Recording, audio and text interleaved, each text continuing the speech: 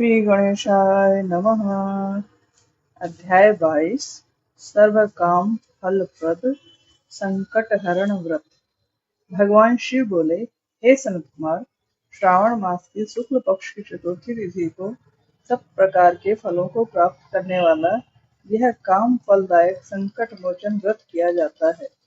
सनत कुमार ने पूछा, हे देवाधिदेव, हे तात, यह व्रत किस प्रकार किया जाता है? इसका पूजन किस प्रकार होता है और इसकी उद्यापन विधि क्या है? सो अब आप मुझे विस्तार से बताएं, आपकी अति कृपा होगी। इसके बाद शिव बोले, हे वत्स, चतुर्थी को प्रातः उठकर शौच, दातुन व स्नान आदि से निवृत्त हो यह पवित्र संकट मोचन व्रत धारण कर यह बोले, हे देवाधिपति, अब चंद्र निकलने तक मैं निराहार ही रहूंगा। तब आपकी पूजा अर्चना के पश्चात ही मैं भोजन ग्रहण करूंगा। आप मेरे दुखों का निवारण करें। इस तरह संकल्प धारण कर काले तिलों से स्नान करें। तब समस्त कर्म पूरे कर गणों का पूजन करें। व्यक्ति को चाहिए कि वह अपने शक्ति के अनुसार 1.5 माह से 3 माह से या अधिक की स्वर्ण प्रतिमा बनवाए। स्वर्ण उपलब्ध न होने पर चांदी या तांबे की प्रतिमा बनवाकर पूजन किया जा सकता है। अति गरीब होने पर मृतिका की मूर्ति बनवाकर पूजन करें। समृद्ध एवं धनी प्राणी को कृपणता प्रदर्शित नहीं करनी चाहिए। पहले रमणीय अष्टपत्र कमल पर वस्त्र सहित जल पूरित घड़ा रखवाना चाहिए। तब उस पर स्वर्ण प्रतिमा स्थापित कर 16 उपचारों द्वारा तांत्रिक या वैदिक मंत्रों की सहायता से अर्चना करनी चाहिए। हे सनत कुमार, पवित्र तिल से निर्मित घी के 10 लड्डू बनाएं, जिनमें से 5 गणाधिप के लिए प्रदान करें। उस ब्राह्मण की भक्ति भाव से पूजा करनी चाहिए। तब अपनी सामर्थ्य के अनुसार दक्षिणा देकर विनती करें, हे प्रभु, हे देवाधिदेव, हे जगपालक, हे विप्रश्रेष्ठ, आपको बारंबार प्रणाम करता हूँ। दक्षिणा के साथ आपके लिए मैं ये 5 लड्डू प्रदान कर रहा हूँ। आप इन्हें ग्रहण कर मुझे कृतार्थ करें। मुझ पतित का आप उद्धार करें। मैंने जो भी अधिक या कम द्रव्य दिया है, हे प्रभु, वह सब स्वीकार करें। मनोनुकूल भोजन द्वारा ब्राह्मणों का सत्कार करें। फिर चंद्रमा देकर उसे अर्घ्यदान दें। अब आप उस अर्घ्य मंत्र का श्रवण करें। हे क्षीर सागर में निवास करने वाले, हे सुधारूप निशाकर तथा गणेश प्रतिवर्धन, आप मेरा यह तुच्छ अर्घ्य स्वीकार कर मुझे कृतार्थ करें। इस भांति नियम के अनुसार एवं विधि से व्रत करने पर गणपति हर्षित हो जाते हैं और मनोवांछित वस्तुएं अनायास ही उपलब्ध हो जाती हैं। व्रती को वे सब स्वीकार कर लेनी चाहिए। इस व्रत के फलस्वरूप विद्या विद्यार्थी को विद्या, धनेच्छु को धन एवं पुत्रेच्छु को पुत्र मिलता है। संसार से विरक्त प्राणी को मोक्ष मिलता है। बेरोजगार को रोजगार उपलब्ध होता है। रोगी का रोग भाग जाता है। कठिनाई में ग्रस्त प्राणी की कठिनाई हल हो जाती है। चिंतित रहने वाले की चिंता दूर हो जाती है। यह व्रत सब प्रकार से शुभ फलदायक होता है। उसके व्रत से धन संपदा एवं वैभव मिलता है। हे संत कुमार, अब मैं तुम्हें इसकी पूजन विधि तथा जप मंत्र बतलाता हूँ। सर्वप्रथम ओमकार शब्द, फिर संकट निवारण शब्द के चतुर्थ्यंत के बाद अंत में स्वाहा बोला जाता है। यह वास्तव में 21 शब्दों वाला मंत्र है। व्रती को दशों दिशाओं की अर्चना करनी चाहिए। हे पुत्र सनत कुमार, अब मैं तुमको लड्डू बनाने का एक अन्य उपाय बताता हूँ। पवित्र घी से पूर्ण और तिल मिले व कतरी डले हुए मूंग के लड्डू बनवाने चाहिए और उन्हें श्री गणेश जी को अर्पण करना चाहिए। गणनाथ जी का पूजन विभिन्न नामों से करें। अब हे मुनिश्रेष्ठ, तुम उन नामों का श्रवण करो जो इस प्रकार हैं।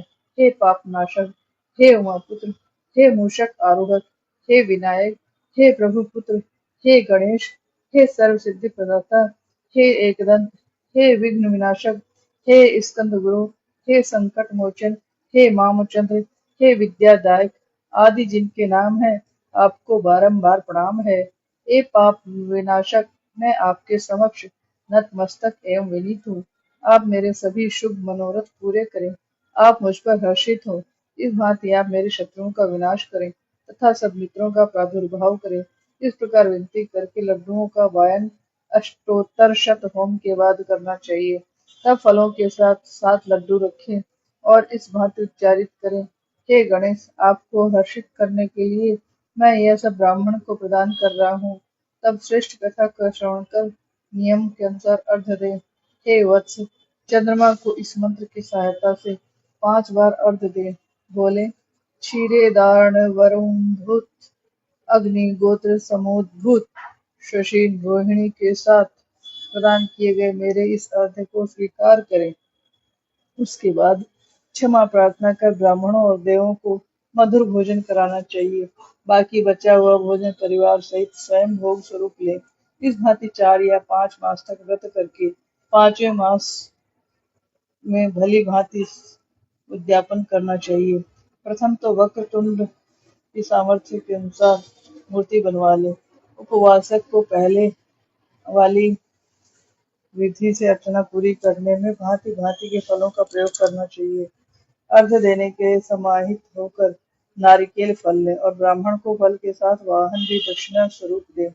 उसे सूप और दक्षिणा के साथ गणेश की स्वर्ण मूर्ति जो लाल कपड़े में लिपटी हो दान में देनी चाहिए। व्रत की पूर्ति होने पर 5 किलो तेल दें और विनती करें, हे विघ्न विनाशक, अब आप हर्षित हो।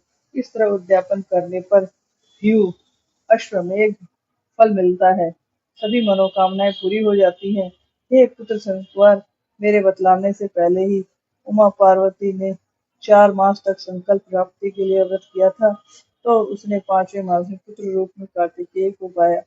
परमो परम ऋषि अगस्त ऋषि ने समुद्र पान के अवसर पर जब यह व्रत किया था, तो उन्हें 3 मास के बाद विघ्नेश प्रसाद से सिद्धि मिल गई थी। हे महामुनि, जब दमयंती ने यह व्रत 6 मास तक किया था, तो उसे अपने पति राजा नल के दर्शन हुए। चित्रलेखा जो अनिरुद्ध की खोज में अति व्याकुल हो गई, या बाणासुर के यहाँ ले जाते वक्त प्रद्युम्न जब बेचैन हो गए, तो रुक्मिणी ने अपने पुत्र को यह कथा कही जो इस प्रकार है। बहुत वर्ष पहले तुम्हारा जन्म होने पर जब मैं पुष्टि गृह में थी, तब तुमको राक्षस उठाकर ले गया था। उस पर मेरा हृदय विदीर्ण हो गया और मैं रोती और कलपती रही। मैं तुम्हें देखने को व्याकुल थी। पुत्र बिछो मुझसे सहन नहीं हो रहा था। दूसरी औरतों को अपने पुत्र के साथ देखकर मेरा कलेजा मुंह को आता था। उनके पुत्रों को देखकर मैं अपना पुत्र समझने लगती थी। इस प्रकार तुम्हारे वियोग में कई साल गुजर गए। तब प्रभु इच्छा से हमारे यहाँ महर्षि लोम का आगमन हुआ। उन्होंने मेरी दुखी दशा से द्रवित हो संकट चतुर्थी का व्रत विधि व नियमानुसार संपन्न किया।